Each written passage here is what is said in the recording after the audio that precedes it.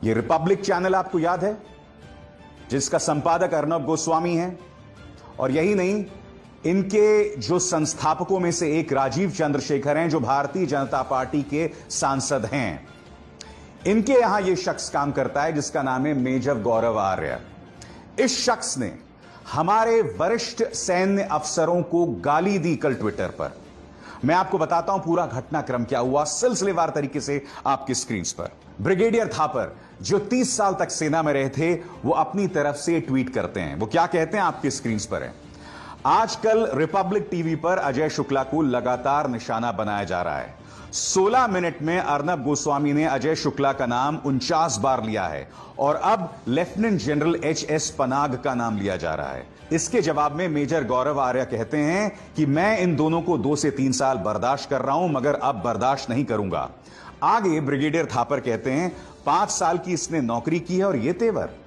मैं आपको बता दूं, दरअसल ये जो शख्स है मेजर गौरव आर्य, ये शॉर्ट सर्विस कमीशन में था। ये भारतीय सेना में सिर्फ 5 साल था, ठीक है।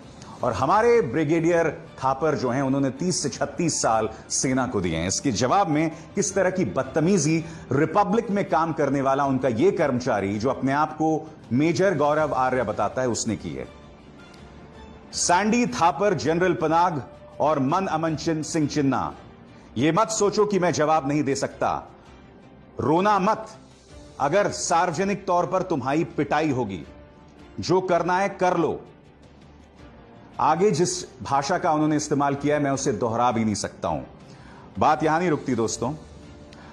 यह मेजर गौरव आर्य हमारे decorated army officer brigadier Thapar के लिए और क्या कहता है आपकी स्क्रीन पर।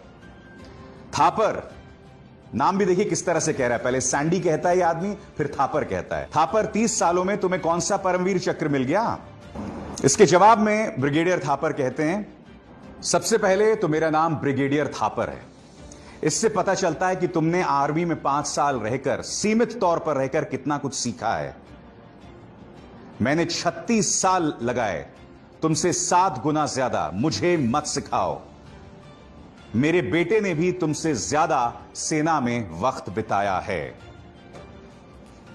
रिपब्लिक टीवी, जो लगातार सिर्फ विपक्ष से सवाल पूछता है, जो मेरे जैसे पत्रकारों को टारगेट करता है, अब इनमें इतनी हिम्मत आ गई है दोस्तों कि ये हमारे सैन्य अफसरों को टारगेट कर रहे हैं। यानी कि कल्पना से भी विचित्र हो रहा है। और दूसरी तरफ सत्ता पक्ष से कोई सवाल नहीं कर रहा है। कोई ये सवाल नहीं पूछ रहा है कि आखिर फिंगर 4 में, जो कि भारतीय जमीन का हिस्सा है, फिंगर 8, जहां तक भारत मानता है एलएसी है, मगर चीन कहां तक आ गया है? फिंगर 4 तक आ गया है, 8 किलोमीटर अंदर। वहां वो अपने टेंट्स बंकर बना रहा है। कोई इस पर सवाल नहीं कर रहा है सरकार से। अब आपकी स्क्रीन पर ये हैं करगिल युद्ध के हीरो कर्नल सोनम वांगचुक। कह रहे हैं कि प्रधानमंत्री जो कह रहे हैं वो जमीनी हकीकत बिल्कुल नहीं है। मीडिया जो आपको दिखा रहा है वो जमीनी हकीकत बिल्कुल नहीं है। खुद सुनिए कर्नल सोनम वांगचुक क्या कह रहे हैं। क्या आप इन्हें भी देशद्रोही बताएंगे? सुनिए। जैसे प्राइम मिनिस्टर साहब ने बोला है कि वहाँ पर जो है चीनियों ने हमारी कोई ज़मीन नहीं ली है, ना कोई पोस्ट लिया है, तो ये थोड़ा सा मुझे लग रहा है कि अचंभे की बात है। जहाँ पर ग्राउंड रियलिटी जो है कुछ और बोलता है। रिपोर्ट्स जो मीडिया की, बाकी जितने भी मतलब यहाँ के लोकल्स हैं उनका कहना, तो इन सारी चीज़ों को देखते हुए उन दोनों के बीच में थोड़ा मतभेद दिख रहा है। जहाँ पे मीडिया को एक्सेस नहीं दिया जा रहा, या फिर मतलब किसी तरह का कोई आउटपुट या इनपुट नहीं मिल रहा है, कोई इस तरह का जरिया नहीं है, वहाँ पे मुझे यही लग रहा है कि एक तरह से ये सरकार नहीं चाहती कि जो सच्चाई है जो सामने आए।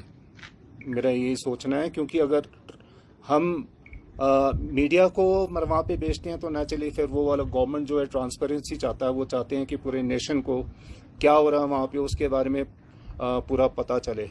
तो मे भी ये हो सकता है। दूसरा, सिक्योरिटी जो है इशू वो बहुत इम्पोर्टेंट है। जहाँ पर लड़ाई होती है तो इस तरह के मतलब वहाँ कार्रवाइयाँ होती हैं, इस तरह का मतलब वो हमारे मतलब वो वहाँ प्लान्स होते हैं, और जिस तरह से हमारा मूवमेंट होता है, तो वो सारा जो है मेरे ख्याल से इनकेस मीडिया जब जाती है तो शायद वो डिसर्न नहीं कर पाते। अब मैं आपको बताना चाहता हूं कि जाने माने डिप्लोमैट ब्रह्मचेलानी वो क्या कह रहे हैं। उनका एक आर्टिकल आया है और आपको इस बात पर गौर करना पड़ेगा। मगर यह समझने से पहले मैं आपको यह बताना चाहूंगा कि प्रधानमंत्री बनने से पहले मुख्यमंत्री नरेंद्र मोदी एक नहीं, दो नहीं, पांच बार चीन जा चुके थे। बात यहां नहीं रुकती। 2014 से लेकर अब तक वो चाइना के राष्ट्रपति शी जिनपिंग से अब तक 18 बार मिल चुके हैं। उनका एक बयान भी था, आपको याद होगा। वो ये भी कह रहे थे कि मेरा और शी जिनपिंग साहब का एक बहुत ही आत्मीय रिश्ता है। अब क्या कह रहे हैं ब्रह्मचेलानी, आप ये देखिए। मोदी ने चीन की एक यात्रा के दौरान यह घोषणा कर डाली थी कि चीन के पर्यटकों को भारत पहुंचने पर इलेक्ट्रॉनिक पर्यटक वीजा मिलेगा और भारत को ऐसी कोई सुविधा हासिल नहीं है। चीन आशंका भरे देश की फहरिस्त में था, कंट्री ऑफ कंसर्न। मोदी ने चीन को इस लिस्ट से हटा दिया। क्यों हटा दिया? आखिर हम चीन पर इतना भरोसा क्यों कर रहे हैं? तीसरी बात जो यहां कहते हैं ब्रह्मचेलानी, इससे चीन के लिए भारत में अपना सामान डंप करना आसान हो गया। यानी कि वो अपना कोई भी कचरा भारत में डंप कर सकता है, डाल सकता है। मोदी के कार्यकाल में चीन का भारत के साथ व्यापार सरप्लस प्रतिवर्ष $60 अरब हो गया, जो भारत के सालाना रक्षा खर्च के बराबर है। आप देख रहे हैं कि चीन के लिए कितना कुछ हुआ है पिछले 6 सालों में। और ऐसे में क्या इस सरकार से सवाल ना किया जाए? ब्रह्मचेलानी आगे भी लिखते हैं, जिस पर आपको गौर करना पड़ेगा। वो क्या कहते हैं कि आपको याद होगा 73 दिनों तक डोकलाम में भारत और चीन के सैनिकों के बीच संघर्ष हुआ था।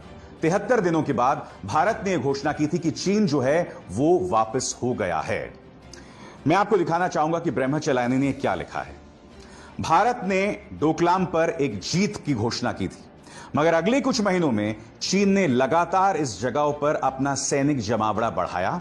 यही नहीं, वहां पर स्थायी सैनिक ढांचे भी बनाए, जिसके जरिए अब डोकलाम पर उसका पूरा कब्जा हो गया है।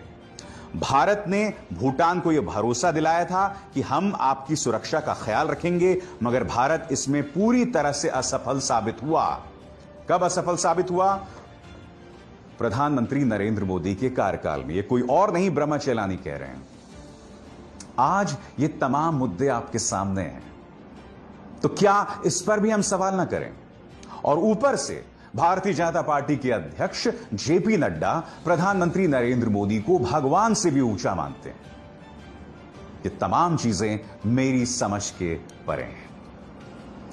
खैर, मेरी आप सबसे अपील कि इस कार्यक्रम को ज्यादा से ज्यादा लोगों तक पहुंचाएं, इसे लाइक करें, शेयर करें और टैलेंटेड इंडिया को सब्सक्राइब करें।